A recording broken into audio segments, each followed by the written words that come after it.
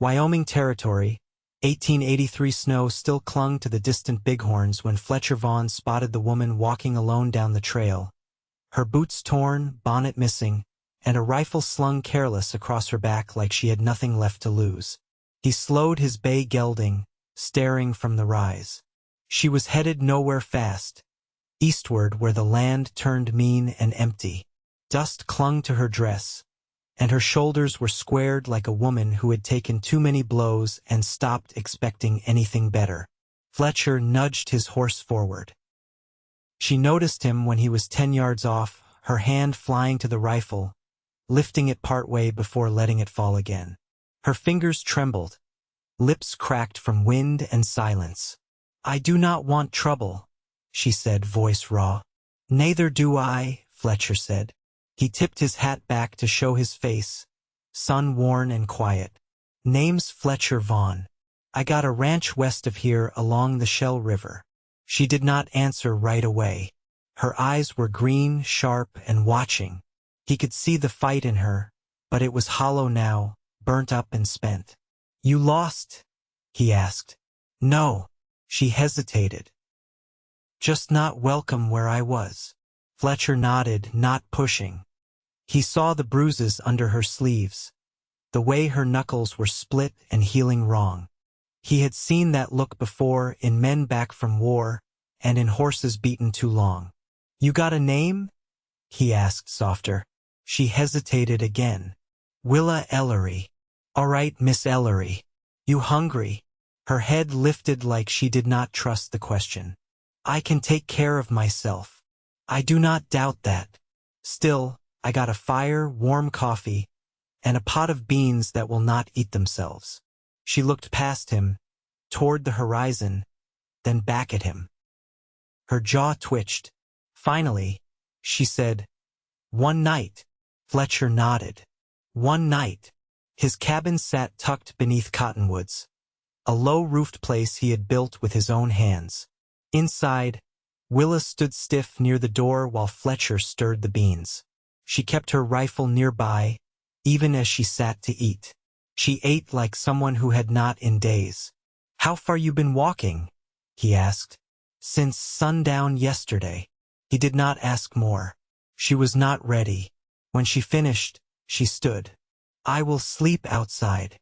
"You will not," Fletcher said, calm but firm. "There is a bed by the stove. You take it.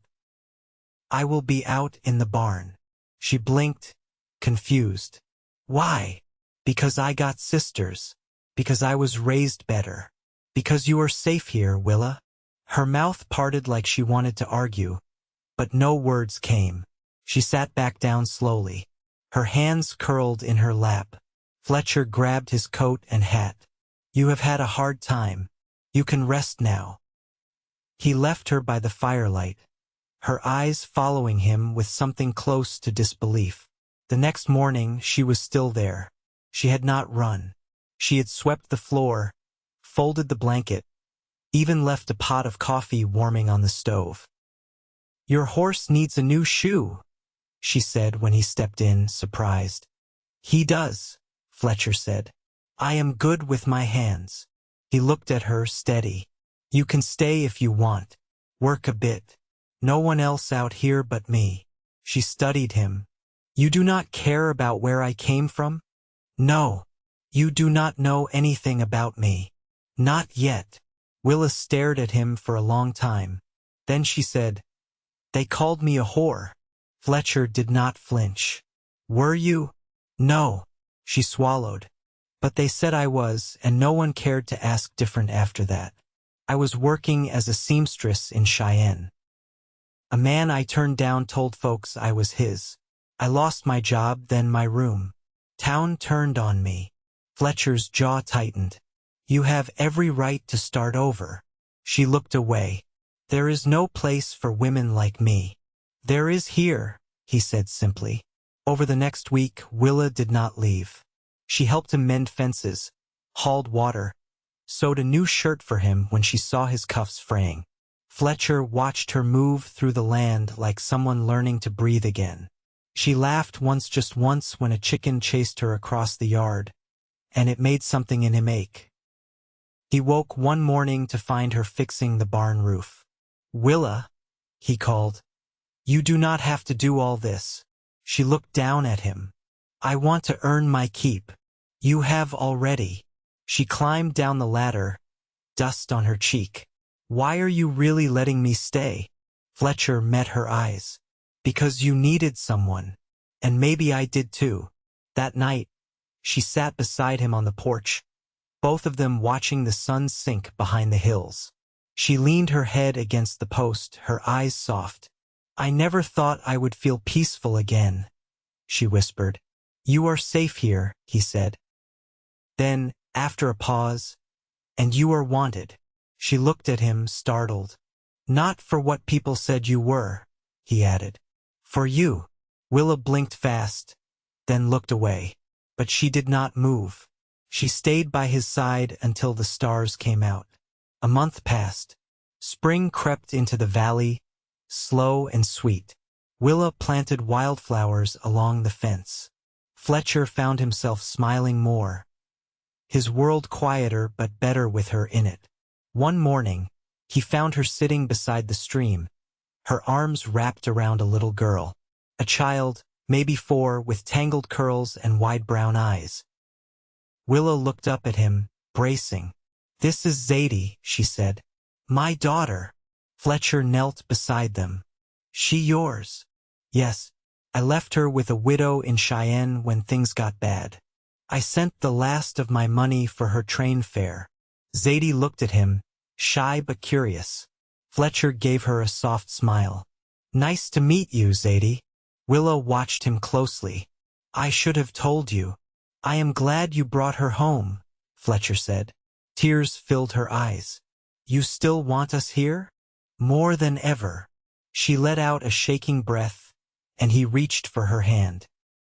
"Let me build you something better, Willa," he said. "A real home. For both of you." She nodded, tears falling freely now. "All right. Yes." He kissed her hand. She clung to him like she had not held anything solid in years. And that night, with Zadie sleeping safe by the fire, Willa kissed him back. By early April, the wind lost its bite, and the cottonwoods along the creek rustled with new green.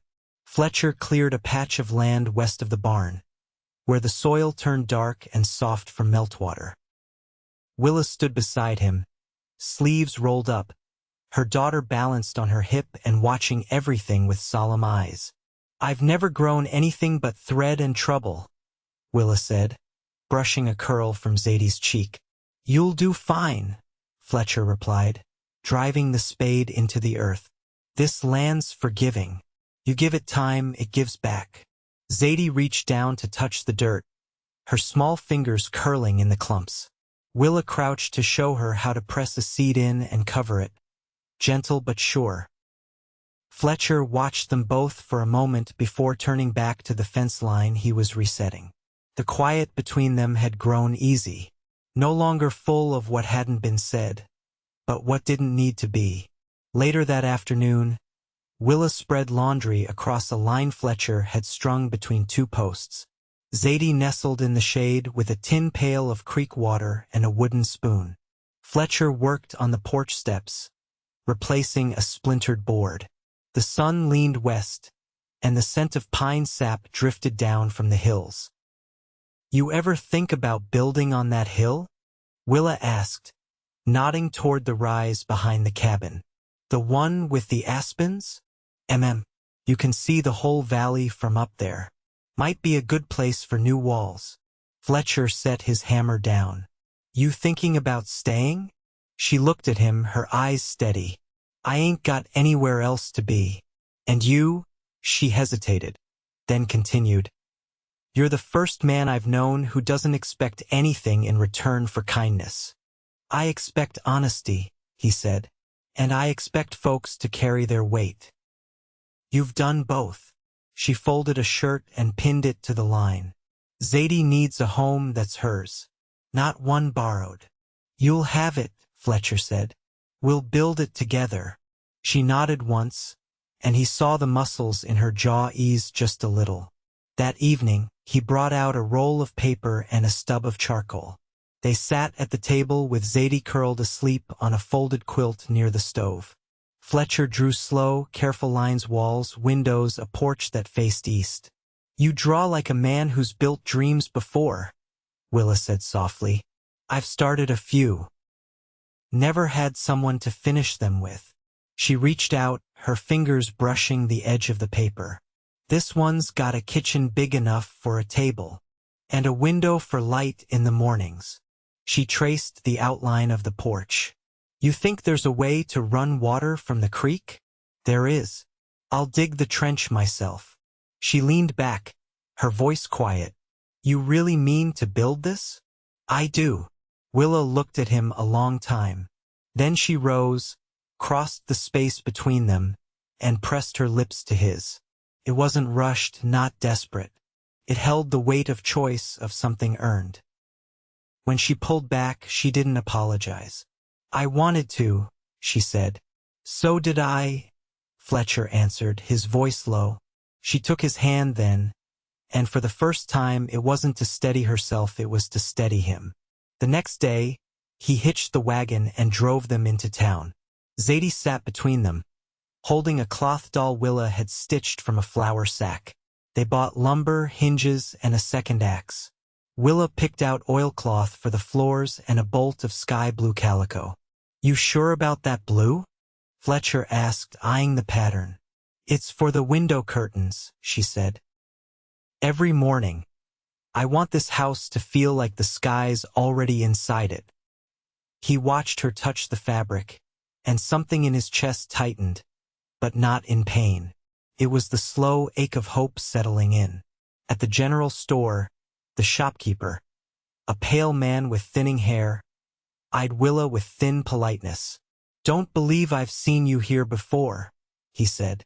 "I'm not from around here," she replied, wrapping Zadie's shawl tighter. Fletcher stepped beside her, setting down a sack of nails. "She's with me." The shopkeeper's posture changed slightly, tension melting from his shoulders. "Of course. Anything else you need?" "Just respect," Fletcher said, voice even. They left with full arms and Zadie asleep against Willa's shoulder. On the ride back, Willa didn't speak much, but her hand rested on Fletcher's thigh, solid and warm. When they reached the homestead, Fletcher set the first post for the new house. Willa stood beside him, holding the level steady as he tamped the earth. "Straight?" he asked. She glanced down the line. "True as anything I've known."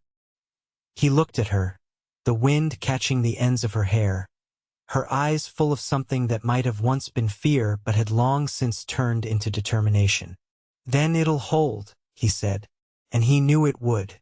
By late May, the house had walls. The roof timbers stretched like ribs under the sky, still open to sun and stars. Willa worked beside Fletcher without pause, her hands blistered, arms speckled with sawdust. She never asked for rest, only passed him nails or held boards level while Zadie napped on a folded quilt nearby, shaded beneath a canvas rigged between two fence posts. One evening, after they'd set the last of the window frames, Fletcher stepped back and wiped the sweat from his brow with the edge of his sleeve. Willa stood beside him, her hair bound at the nape of her neck, the ends curling with heat and labor. "You always build with your hands?" she asked, watching the light stream in through the empty panes. "Never trusted someone else to make what I plan to live in," he said. She looked up at the rafters, brows drawn. "There's something about wood. You shape it once, it holds the mark forever." He nodded. "Like people." Willa turned to him, her expression unreadable. "You think I'm marked?" "I think you've been carved by fire," he said. "But you didn't break." She looked down at her hands, fingers roughened and nail beds raw. "I used to hate how I looked. That first year after Zadie was born, I couldn't see myself in the mirror without remembering how I'd been left." "She doesn't know about her father?" Fletcher asked gently. "No. He ran before she could remember his name. I don't say it aloud anymore. It doesn't belong in this house. Fletcher didn't press further. He only reached out, brushing his knuckles against hers where they rested on her thigh. She let her hand settle over his, saying nothing, but the weight of it was answer enough. That night, a soft rain came, tapping against the roof of the cabin like a memory passed through water. Willa stood at the stove, stirring cornmeal into a pot while Fletcher carved a new door latch at the table. Zadie sat on the floor beside him, drawing shapes in the ashes near the hearth with a piece of charred wood. "Do you miss your family?" Willa asked after a while, not looking up from the pot. "I had 2 brothers," Fletcher said. "Both gone now. One to the war, the other to the fever that came through 3 winters back." "And your parents?" "Buried near the creek in Missouri. I came west after the last frost took our crops." Willa turned from the stove. "You don't talk much about before. There wasn't much to carry forward till you came." She wiped her hands on a rag and sat opposite him. "You think people like us can leave things behind that easy?" "No," he said, "but I think we can choose what grows next." She let that settle in the room, the rain still ticking at the windows.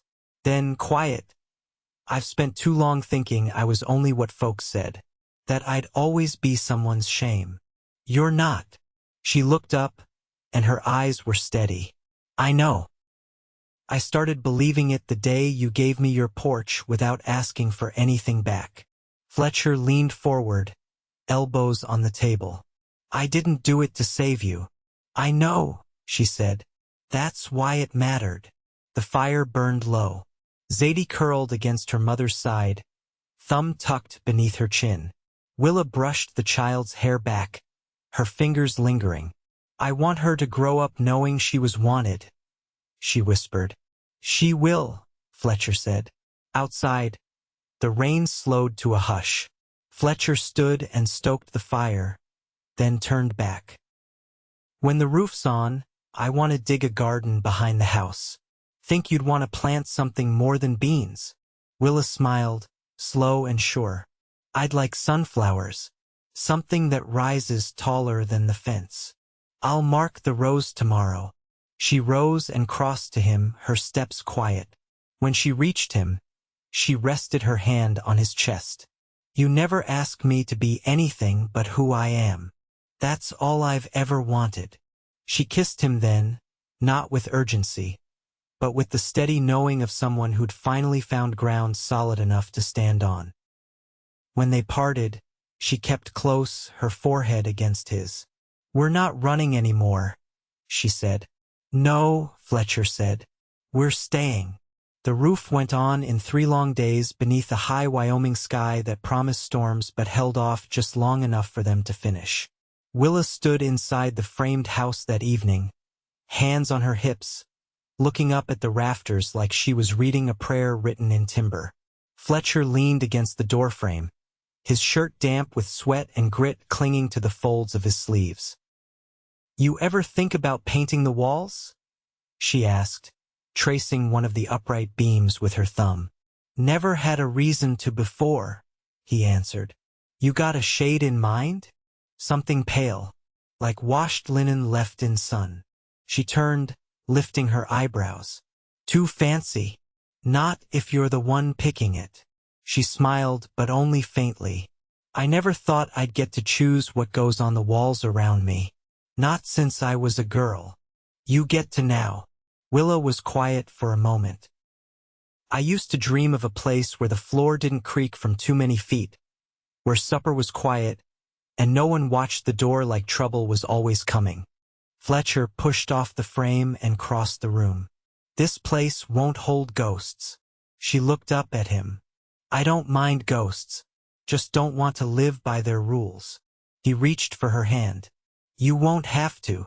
That night, they ate outside on the porch step with Zadie curled against Willa's side, half asleep with her thumb tucked beneath her chin. Fletcher passed Willa a slice of cornbread he'd baked while she and Zadie were off gathering dry kindling near the bluff. "This came from that sack of cornmeal you traded for in town," he said. Willa took a bite, then nodded. You didn't burn it. I'll take that as praise.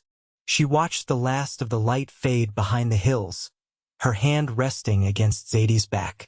I think I want chickens. Fletcher raised an eyebrow. You sure? They'll peck your garden bare if you don't keep an eye. I'll build a pen. You know how to? No, she said, meeting his gaze. But I'll learn. He let out a low chuckle. I'll get the hinges. The next morning, Willa took Zadie down to the creek with a basket and a little wooden cup.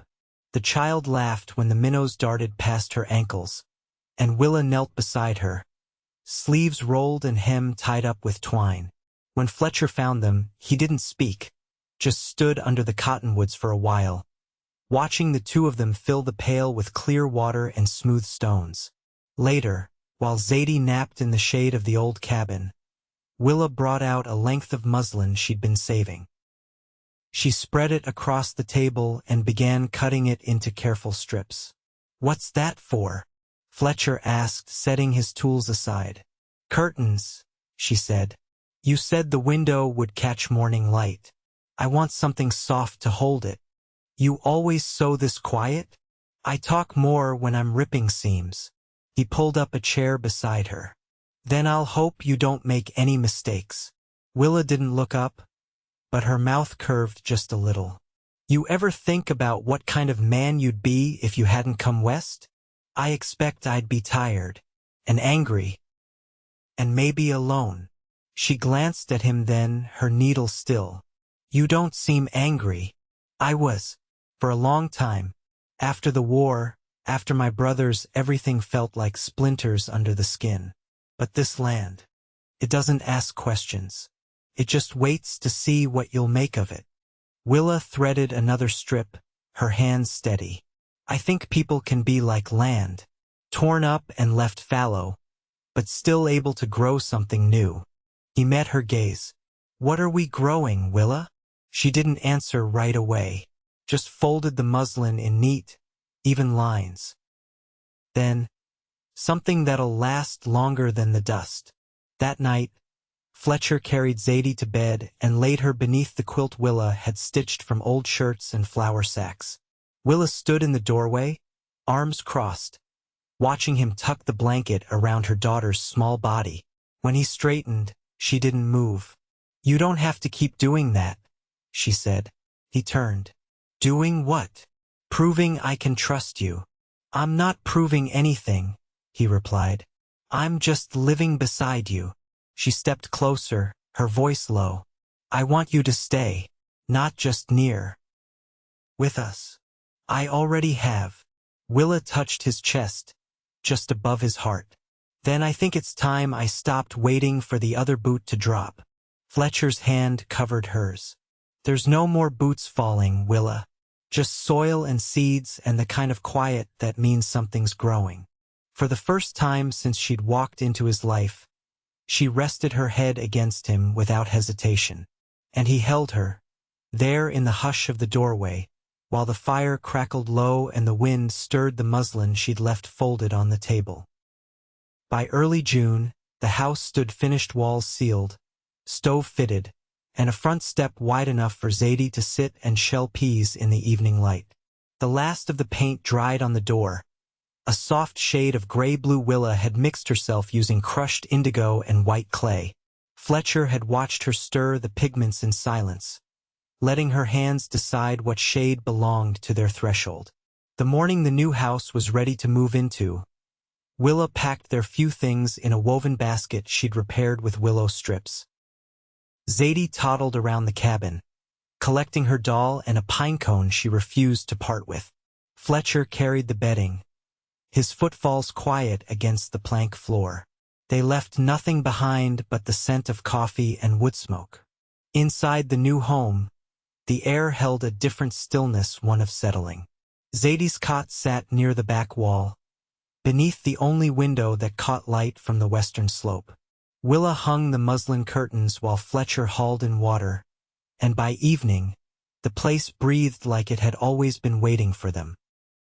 That night, Willa stood barefoot at the hearth, her dress hem brushing the polished floorboards.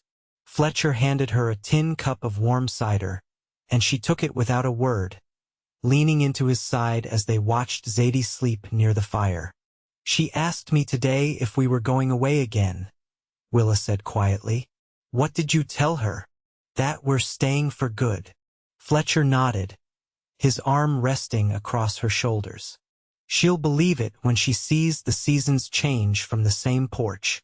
Willa traced the rim of her cup. "I want her to remember this place as safe.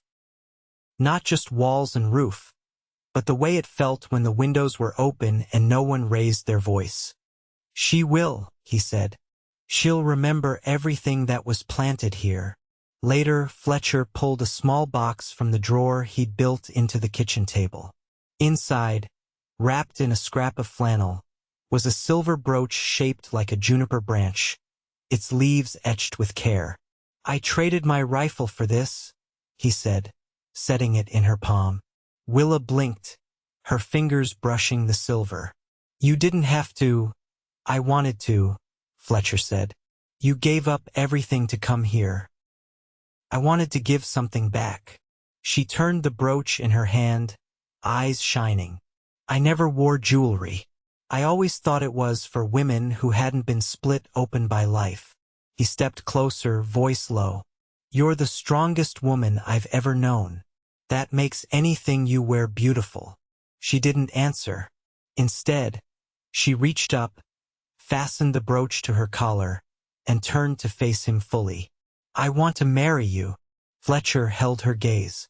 "I was hoping you'd say that before I asked." They were wed 2 Sundays later beneath the cottonwoods by the creek. The preacher rode over from a neighboring township, and the only witnesses were the wind, the birds, and Zadie, who clapped when Willa kissed Fletcher's cheek before the preacher had finished his blessing. They celebrated with flatbread, honey, and a pot of beans cooked over the open flame. Willa wore her best calico, and Fletcher had shaved for the first time in weeks. There were no guests, no gifts, but no one wanted for anything. That night, with Zadie asleep beneath a quilt stitched from past lives and new beginnings, Willa and Fletcher lay in the bed they'd built, the only light a lantern flickering from the wall hook. "Do you miss anything?" she asked softly. He ran his hand along her back, slow and sure. "Only the years I didn't know you." She nestled against him, her fingers curling in the space between them. "You think we'll be happy?" "We already are." She didn't speak again, and he listened to the rhythm of her breath as it steadied, as it slowed. The land outside was quiet, the fences mended, the fields beginning to sprout. The porch held their boots side by side.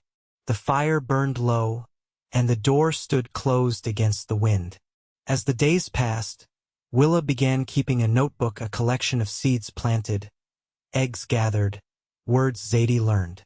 She didn't write about where she'd come from. She didn't need to. Everything worth remembering was now. She taught Zadie to read with the books Fletcher brought back from town, one at a time, tucked beneath his coat to protect them from dust. Fletcher built a coop from leftover planks and set it in the lee of the house. Willa filled it with hens that followed Zadie like she was one of them. They spent summers with dirt on their hands and winters with quilts across their knees. The house never echoed with silence, only peace. Willa sang sometimes when she thought no one could hear, and Fletcher never told her he listened. Years passed. The garden grew tall with sunflowers, just as she'd planned. The porch sagged a little under the weight of time, and Fletcher fixed it without complaint. Zadie grew into a girl with strong shoulders and clear eyes. She called Fletcher Pa without needing to be asked. Willa never corrected her. Every morning, Fletcher kissed Willa's temple before stepping out to the fields. Every evening, Willa set 2 plates, never forgetting the space they'd made for each other. And in the quiet of each night, when the world had gone soft with sleep, Fletcher would hold her and remember the day she walked out of the dust and into his life. They were never rich. The land was never easy. But the home was steady, and the love between them never once wavered. They built something stronger than sorrow, wider than fear. They built a life, and it held.